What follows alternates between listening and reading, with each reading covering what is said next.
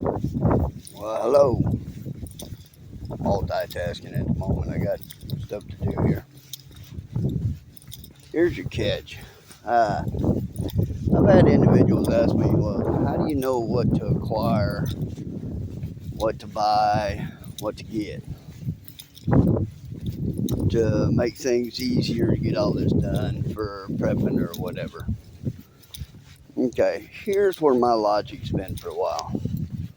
Sometime back, I looked at the situation and said, well, statistics show us that GDP debt ratio can't be over a certain amount. And I forget what that is, but Google, look it up. And I decided that it was already getting pretty close. Now it's way past that. No other country from Venezuela all the way through the rest has ever recovered after that. It's always been a crash, followed by mass hysteria. Well, with me being an ex-truck driver, I've seen mass hysteria. Katrina, other hurricanes that sit up and down Florida over the years, great fires in the Northwest, tornadoes in Salt Lake City. That was interesting. That was like a one-day deal. It come across the radio. Oklahoma City, tornadoes, Joplin tornado, the big ones. Grass fires across the Midwest, rock slides in California, along with forest burning. So I've seen a lot of bad stuff over the years. And I know how people can go from helpful to pretty ruthless. You'd think your neighbors would be kind, collective, and polite, but I'm gonna be honest, when the crap hits the fan, they're not so cool. People turn real quick. And with the religious beliefs of the nation going to the pot, and it doesn't matter what religion you're looking at, it's just there are more people who are non-religious than religious based. It's turning real bloodthirsty in its attitude. So my attitude was, it's okay. There's got to be a timeline on this crap. And I looked at it. Well, the timeline was pretty obvious from my point of view. For certain things to occur, you had to shut down certain industries to make the people weaker. So therefore, those in power could take over quicker. Well, to do that, we had to shut out certain sections of the political system. Okay, well, we all seen the racket to come up after the last election. Now, I looked at it and said, okay, for that to happen again, the people who are in power now need to stay in power to completely collapse the system even further. And anybody can get on the news and know that it ain't getting any better. And they ain't going to have it any better. There's no way to reverse this course now. We have to fight through it and rebuild. And I don't think that's going to be easy. Okay. With that being said, we had our first pandemic. And I sat there and said, well, it's going to have to happen again because the system has to be able to repeat what it just did, just to make sure that the people stay where they are. Because normal people are waking up saying this ain't cool. But then we've never really had the power. We go to the polls because we want the right to bitch. But when it comes to tax, those guys in the Electoral College really make the decision, whether we like it or not. That being said, I looked at my own personal setup and said, okay, what do I need? All right, well, that changes. So, like right now, we're having a problem getting ships into ports because Suez Canal is having issues. Costs are going up.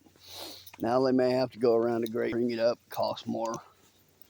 And if we go to war, we're going to get cut off from certain resources like pharmaceuticals for medicine because most of that comes from China. With that being said, now we're picking up more stuff out of Mexico and Canada. But then you should common sense for 2 minutes. Where are they getting their crap? Same place we were. So we go to war, they're not going to get the crap either. So that means that stuff's going to be cut off from North America. All of North America. We all going to be in the same pot. Doesn't matter which country we're in. You in this continent, you're going to be in a jam. Okay. From my perspective. Alright. So I started saying, okay, well, I better make sure I got certain types of medicines, certain vitamins, at least what I can afford and buy over the counter. Alright. Then I moved on. I got to have food reserves. Well, beans.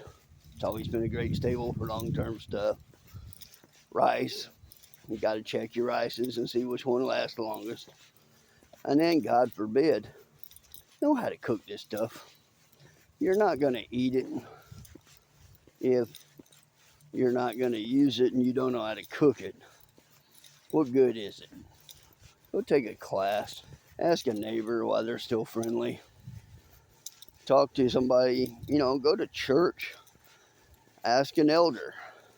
Hey, how do I cook this? Would you mind teaching me?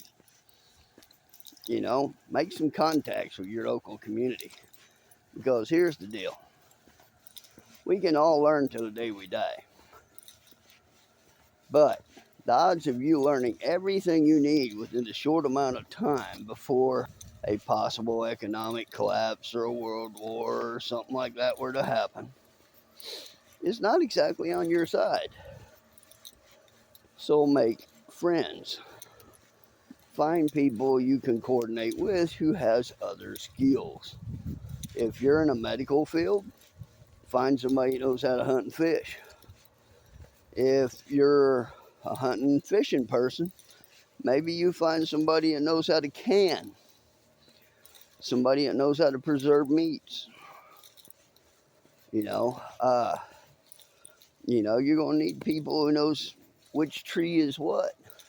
So you know whether the firewood is going to be too hot to run in the fireplace you built. Because believe it or not, in the Midwest, especially down around Kansas, Missouri, and Arkansas, Oklahoma, there are certain types of woods that burn hotter than others. And if you get the wrong one and put it in your fireplace, and your fireplace is not set up to burn real hot stuff, you can burn your whole structure down. So you kind of want to know. And if you don't, you kind of want to get somebody that's going to know. That's a big help. The other catch-22 is simple.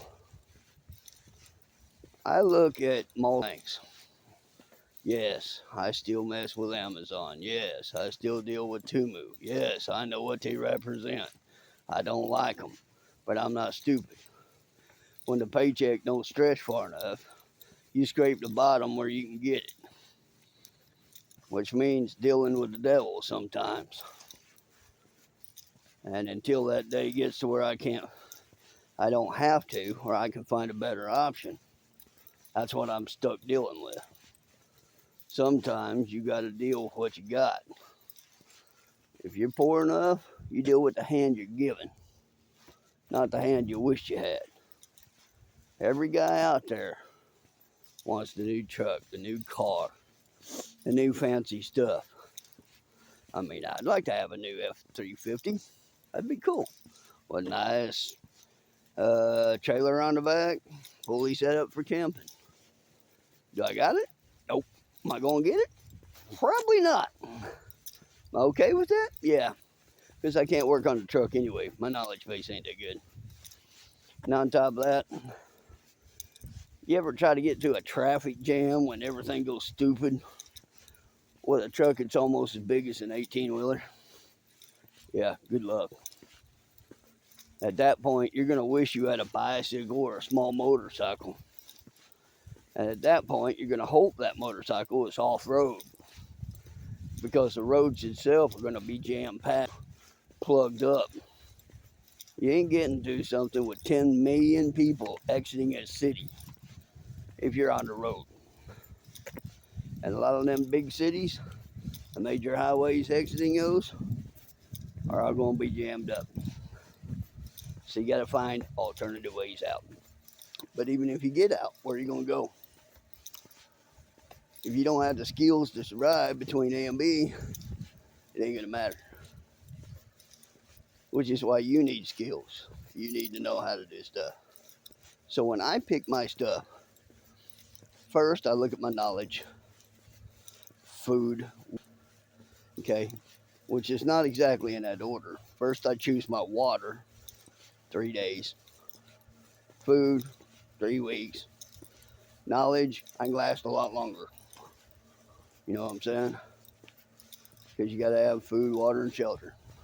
Medicine, defense. If you don't have those, you're probably going to have a tough time in life. So that's where I categorize my problems. I look at these items and I adjust on what is available to me today within the budget that I got to work with. And does somebody else in my group have access to that same amount of stuff? I mean, there's no sense in everybody in your group buying ham radio, a big one.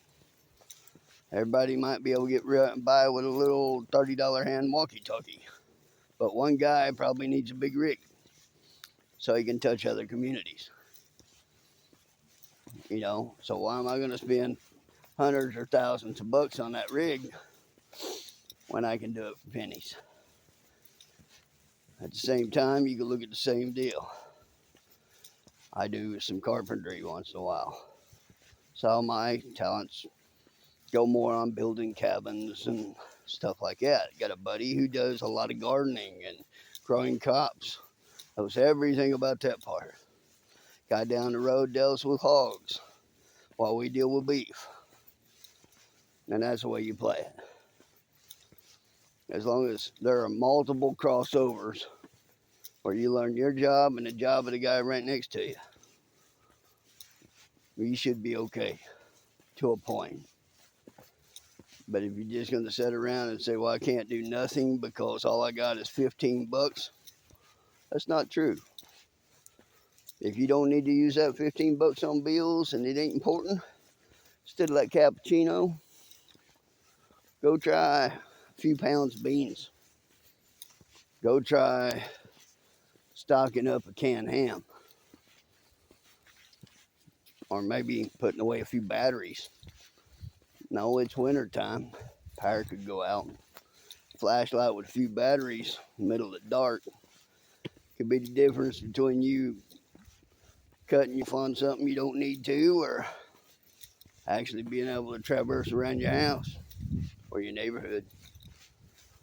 So anyway, that's the gist of it.